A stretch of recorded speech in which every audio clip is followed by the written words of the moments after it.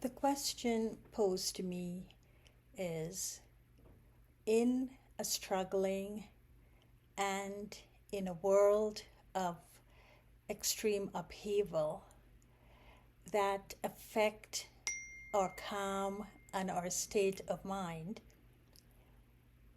how can we effectively lead considering these convulsed and polarized situations in our world?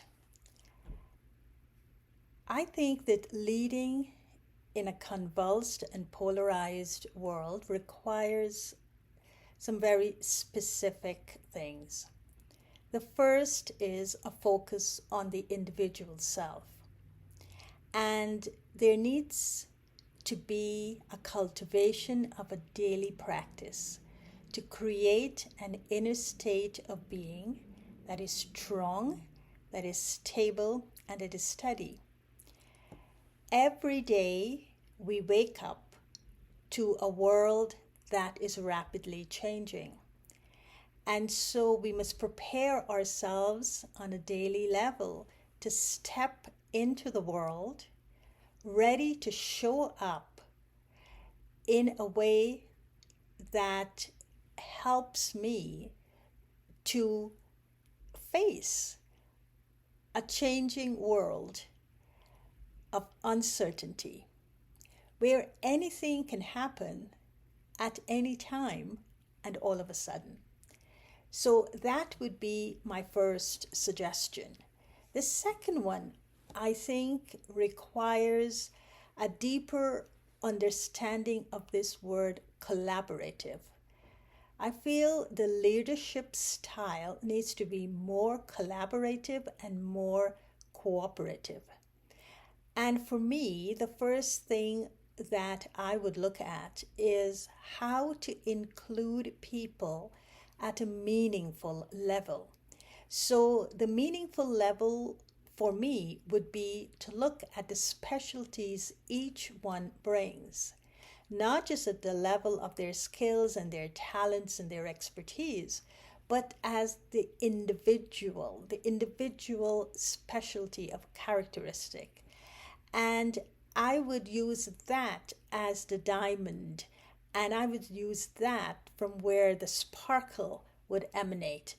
And so I would get them into group conversations. And the reason for getting them into group conversations would be to harness the collective wisdom and to use that collective wisdom as foundational to our working principles. So these specialties in a collective wisdom format would be integrated into the working principles of the corporation. And it would then allow people to feel that they brought something that was indispensable to the corporation's principles because they invested in them. And so it would be easier for them to identify with the principles because they were generated out of the collective wisdom and not just as dogma being imposed. And I think that that for me is where collaborative leadership begins and expands and flourishes.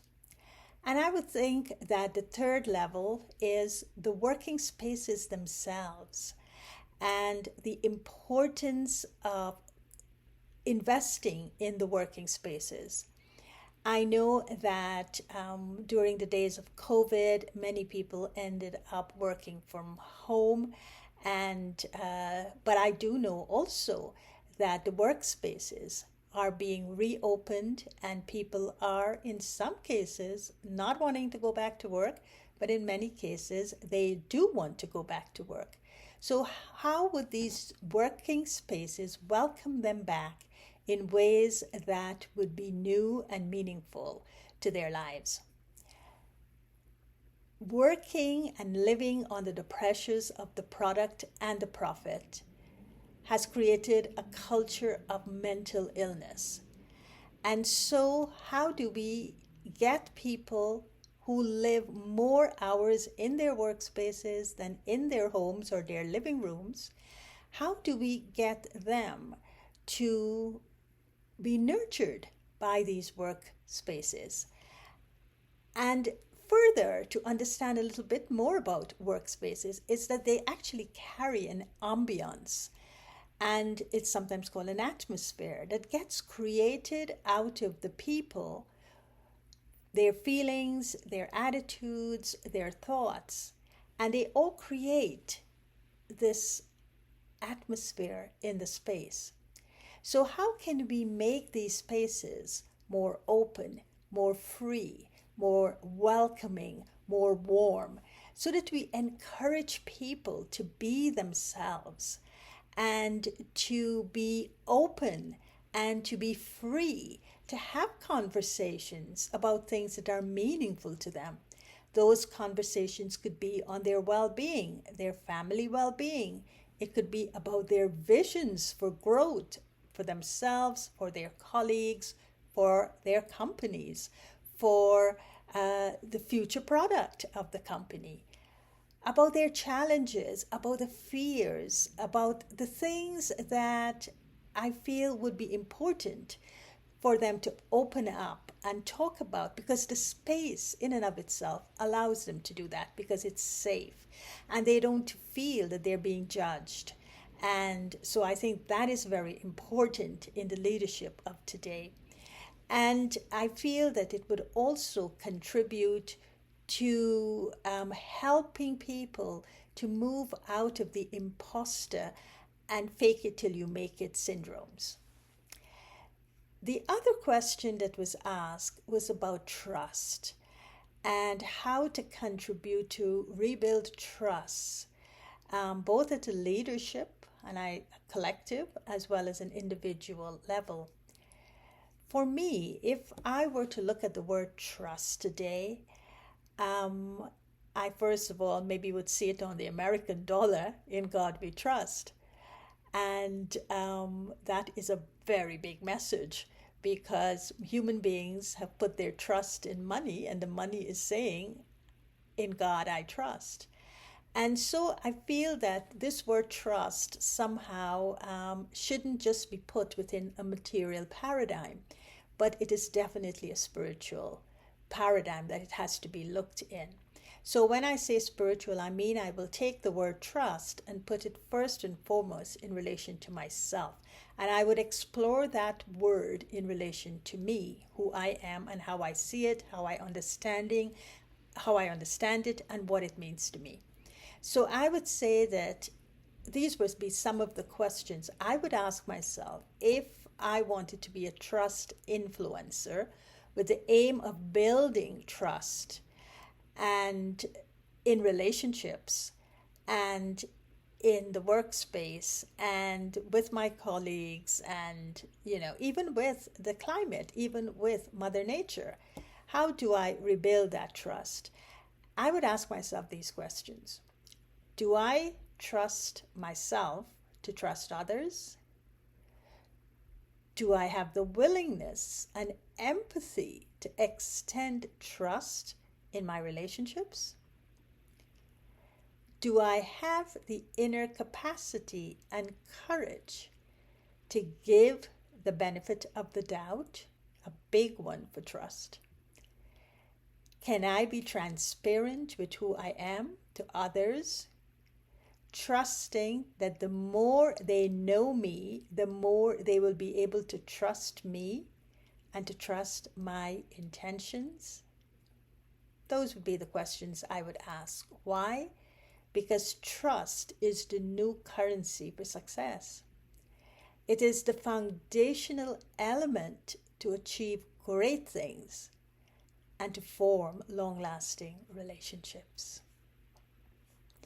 And the third question you asked was about capitalism and how does spirituality benefit from conscious capitalism. It just wasn't capitalism, but it was on this concept of conscious capitalism. And I went through the Conscious Capitalism website, and I saw that included in the philosophy of conscious capitalism is to recognize the integral role of culture and to purposefully cultivate conscious culture. So what is conscious culture and how does this get cultivated? Consciousness is the word that conscious comes from. And consciousness is a spiritual phenomenon. And so to cultivate a conscious culture, we need to explore the understanding of it through the lens of spirituality. And so to do this, I will ask you to look at some of the tenets that appear in certain international documents that connects the secular to the spiritual. And I think this is what a culture of conscious capitalism is doing. It's connecting the secular to consciousness, which I'm calling spiritual. And these would be some of the tenets I think would need to be explored. First tenet, it comes from the Universal Declaration of Human Rights. All human beings are born free and equal, endowed with reason and conscience. Reason and conscience are spiritual concepts. Second tenet, it comes from the preamble of the UN Charter to reaffirm faith in the dignity and worth of the human person. Dignity and worth are spiritual concepts. And thirdly, constructs of peace should begin in the minds of men and women and human beings. This is from the UNESCO Charter. So mind and peace are both spiritual concepts. And so the question I would leave you with to explore on this journey of conscious capitalism is, how do we cultivate a mind that is qualified to serve altruistically and without selfish motives? Thank you, Jennifer.